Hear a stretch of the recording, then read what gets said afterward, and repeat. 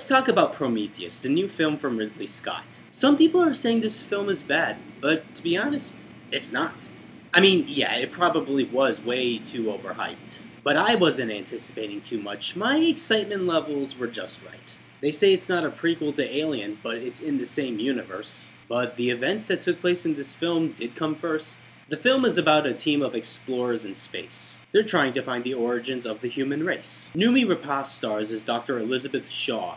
She's new to American audiences and she shines with such awe. We have a standout performance from Michael Fassbender. He plays an android named David. He shines with such splendor. We have the lovely Charlize Theron and the awesome Guy Pearce. We have the cool Idris Elba. This cast is so fierce. Now, I don't want to give away too much of the plot, but this interestingly smart sci-fi film was worth the ticket I bought. The suspense is great and the visuals are stunning. Even characters like Shaw and David are cunning. There are certain elements of the original Alien that Prometheus pays homage to. Again, giving away too much would be the wrong thing to do. Look, I'll admit there are some unanswered questions, and it's technically not amazing, but the acting, ideas, and setting deserve praising. The ending, however, leaves it open for a second one.